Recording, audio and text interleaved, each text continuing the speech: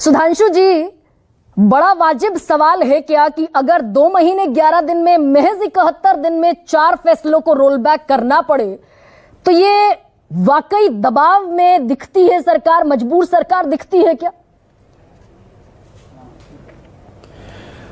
गरिमा जी, ये तो बड़ी मजेदार बात है। इसको मैं राजनीति में कहता हूं चित भी मेरी पट भी मेरी अंटा। वैसे तो कहावत है मेरे बाप का, लेकिन मतलब अंटा पता नहीं किसका है। प्रश्न ये है कि पहले तो ये इल्जाम था कि ये संवेदनशील सरकार नहीं है, ये सरकार किसी की बात नहीं सुनती, इसमें अहंकार है। इस सरकार में मतलब अलग अलग तरीके से सरकार को कटघरे में खड़ा करना या उन पे इल्जाम लगाए जाते थे।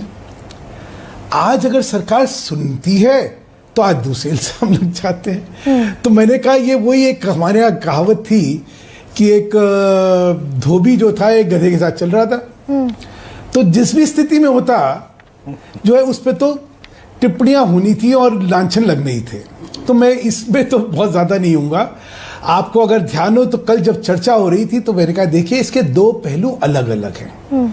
लैटरल एंट्री होनी चाहिए या नहीं होनी चाहिए और उसमें आरक्षण होना चाहिए या नहीं होना चाहिए। और मैंने कल स्पष्टता से आपके सामने कहा था, आपको ध्यान भी होगा कि मैंने कहा अब ये प्रश्न का राजनीतिकरण हो रहा है और कहा जा रहा है, तो इस पर सरकार विचार करेगी। नहीं, सरकार के मंत्री अगर लेकिन सुधांशु जी, सरकार के बड़े मंत्री अर्जुन राम मेघवाल हो, अश्विनी वैष्णव हो, सब आकर वकालत करते हुए दिख रहे थे।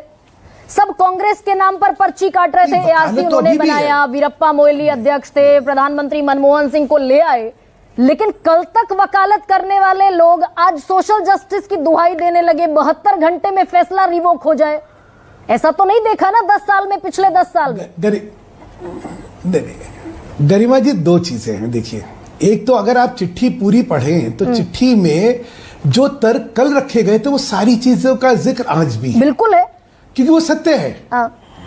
तो है ना, तो जिस नियत से और जिस व्यवस्था के निमित्त इसको लाया गया था, उसमें जो था उसमें कोई दुराचरण था ही नहीं। उसमें कहीं संविधान का हनन नहीं हो रहा था, कहीं इसके अंदर कोई ऐसी चीजें कि देशद्रोही कदम है, ये सब कुछ नहीं था। तो वो स्पष्ट इसलिए दोबारा करा गया। अब प्रश्न आता है कि वापस हुआ। अब आपने कहा कि साहब सरकार जो है मजबूत है, मजबूर है, वगैरह वगैरह वगैरह। गरिमा जी, 2 सत्य अपने आप हैं। एक 304 जब का आपको जनादेश मिलता है तो उसका एक अपना सत्य है। एक खंडित जनादेश अगर 240 का मिलता है तो उसका अपना सत्य है। अब इस सत्य को नकारना है क्या? अगर आज की सरकार में सहयोगी दलों के साथ उसका बहुमत है और उसके साथ सरकार चलेगी तो स्वाभाविक तौर पे सबको साथ लेकर सरकार को चलना पड़ेगा। उसमें पहले ये था वो था, ये दोनों प्रश्न। तो ये जो सुधांशु जी आप खुद कह रहे हैं सबको साथ लेकर चलना पड़ेगा, लेकिन ये मजबूरी इसलिए हो जाती है क्या? क्योंकि ये मजबूरी तब नहीं थी जब अकाली दल ने किसानों के मुद्दे पर समर्थन वापसी की थी। हरसिमरत कौर सांसद थी, अकाली दल समर्थन वापस लिया ना अकाली दल ने, मजबूरी तब नहीं थी। गरिमा जी, स्वाभाविक तौर पे जनादेश क्या होता है? आप जनादेश को नकारेंगे क्या? आज का जनादेश और पिछली बार का जनादेश दोनों में फर्क था। आज का जनादेश एनडीए के पक्ष में है। आज का जनादेश यह है कि एनडीए को बहुमत मिला हुआ है, ये सत्य है। अब इस जनादेश का आपको सम्मान करना है या आपको अहंकारी होना है? नहीं होगा। नहीं सुधांशु भाई, वास्तविकता राजनीति उसके जनादेश से है। सुधांशु जी, सुकेश बोल रहा हूं। ये जो आपने कहा, और आप तो सुकेश जी बोलिए, आप तो ओल्ड स्कूल पॉलिटिशियन हैं, तो ये जो आपने कहा कि एनडीए की सरकार है, जनादेश का सम्मान करना पड़ेगा, तो जब ये ऐसे विज्ञापन आते हैं, जब ऐसा कोई बिल आता है तो उसके पहले चर्चा होनी चाहिए ना। 18 तारीख को आपके आईएनबी मिनिस्टर, मैं पढ़ के सुना देता हूं, 18 तारीख को आपके आईएनबी मिनिस्टर, आप जानते हैं आईएनबी मिनिस्टर जो है वो सरकार का प्रवक्ता होता है। मैं पूरा ट्वीट नहीं पढ़ूंगा, लास्ट लाइन लिखते हैं, this reform will improve governance. आज ट्वीट करते हैं और उसके पहले उन्होंने कांग्रेस को बहुत कुछ सुनाया है। लास्ट में लिखते हैं, this reform will improve governance. और आज के ट्वीट में लिखते हैं, honourable PM Narendra Modi ji has always firmly believed in social justice. His programs have advanced welfare of weakest section of our society. The decision to align lateral entry with principles of reservation shows PM Shri Narendra Modi ji's commitment to social justice. ये ज्ञान जो है, अच्छा, ये तो पहले भी आ सकता था ना। इसका मतलब पहले बात नहीं करते, चूंकि शायद अनुभव दूसरा था। सुखेश, नहीं सुखेश जी, एक चीज देखिए, आपने दोनों ट्वीट पढ़ के सुनाए। इन दोनों ट्वीटों में विरोधाभास क्या है? जो उन्होंने पिछले जो 18 तारीख को ट्वीट करा था, उसमें कहा था this will reform the system, वो आज भी सत्य है। वो आज भी सत्य है कि लैटरल एंट्री तो होनी चाहिए ना। आज कोई कहा गया है इसमें कि लैटरल एंट्री नहीं होनी चाहिए? सीमित मुद्दा है। एक और सत्य की खोज हुई ना, एक और सत्य की खोज हुई सुधांशु जी, कि ये जो है कमिटमेंट नहीं दिखाता, और प्रधानमंत्री का कमिटमेंट है, तो ये सत्य की खोज जो है वो नहीं हुई ना। यही तो जोड़ रहा हूं। एक मैं सुखेश जी खत्म कर लूं ना। दूसरी तरफ आज क्योंकि एक राजनीतिक मुद्दा बनाया गया, जो प्रावधान इतने साल से थे, वो 13 पॉइंट रोस्टर आज का नहीं है, जिसके, और ये जो है स्टैंड अलोन पोस्ट पे रिजर्वेशन नहीं होता, आज का थोड़ी था। लेकिन आज क्योंकि पिछले चुनाव में आरक्षण का एक दुष्प्रचार करके एक माहौल बनाया गया कि ये सरकार जो है अगर 400 सीट लेके आएगी तो ये आरक्षण को खत्म करेगी। और सुधांशु जी, स्पष्टीकरण इतनी बार दिया गया, क्या क्योंकि ये माहौल बड़ा सेंसिटिव माहौल, सुधांशु जी एक सेकंड, क्या इसीलिए ये जो आरक्षण का हुआ, कह लीजिए नैरेटिव, कह लीजिए विपक्ष ने बनाया, इसी ट्रैप में आई क्या सरकार? क्योंकि महाराष्ट्र का चुनाव है, हरियाणा का चुनाव है, अगले साल बिहार का चुनाव है, वो जो एंटी रिजर्वेशन होने का टैग लग गया सरकार पर, उसी ट्रैप में फंस गई क्या? नहीं, इसमें ट्रैप क्या है?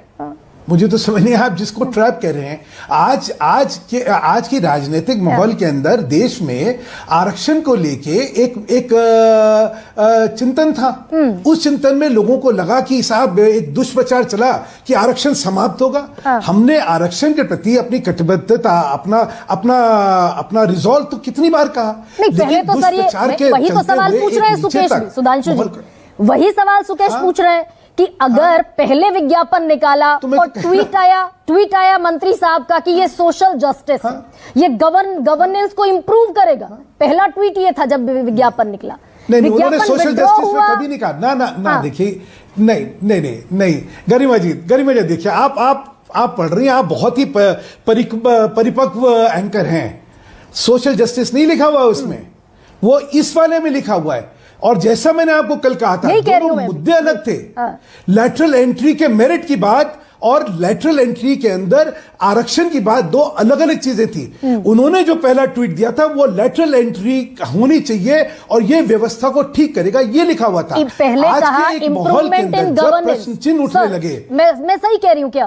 पहले कहा इंप्रूवमेंट इन गवर्नेंस और दोबारा कहा कि सोशल जस्टिस। तो अगर वो गवर्नेंस को इंप्रूव कर रहा था तो क्यों फिर विड्रॉ करना पड़ा सर?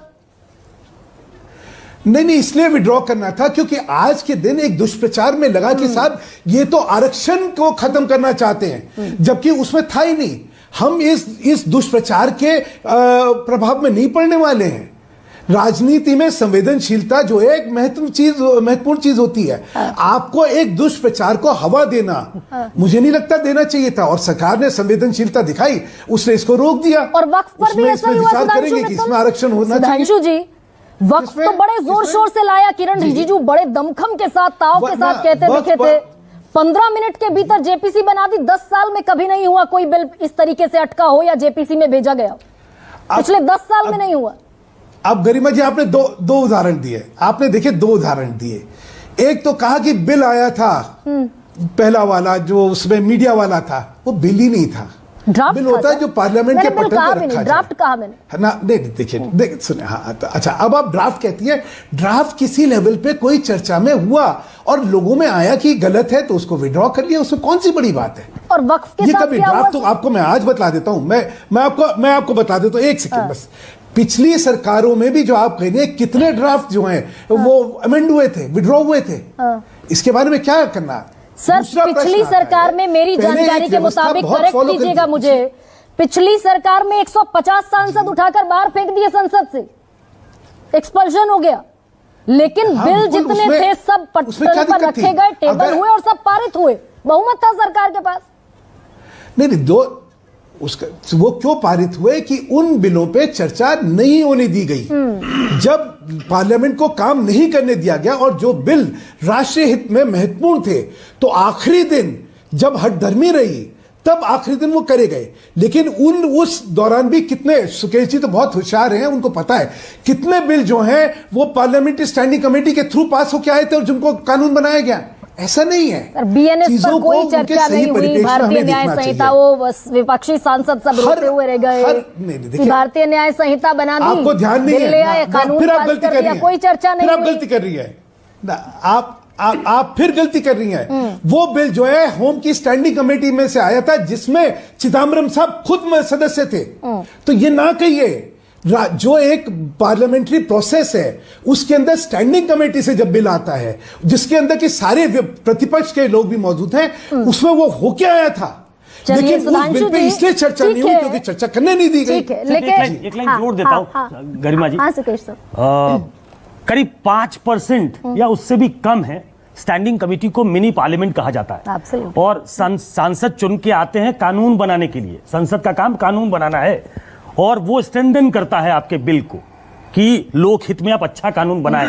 इस सरकार के दौरान 10 साल में मुझे लगता है कि स्टैंडिंग कमेटी, सेलेक्ट कमेटी, इनमें 5% से भी कम बिल गए हैं। एक बार चेक करूंगा तो शायद उससे भी कम निकले। सुधांशु जी को हमने तो बता नहीं दूं, सुना, हम सुधांशु जी को सुनते मालूम, थे। ऐसा है। सुधांशु जी को मालूम होगा, लेकिन फिर भी उनको याद करा दूं। सुनिए, हमने तो parliamentary committee, standing committee, Sukesh ji, आपने सिलेक्ट जो आंकड़े कमेटी दिए- सुने हुए जमाना गुजर गया सर। सुकेश जी, लेकिन आपने जो आंकड़े दिए वो सही नहीं है। चलिए आगे। सुकेश जी, जो आंकड़े दिए वो सही नहीं है और मेरा कहना है, चलिए इस विषय पे एक दोबारा रखिए। ठीक है। प्रोफेसर मैं सारे विनीत, डेटा प्रोफेसर निकाल चाहता हूं, विनीत, उससे बहस करते हैं। ठीक है सर।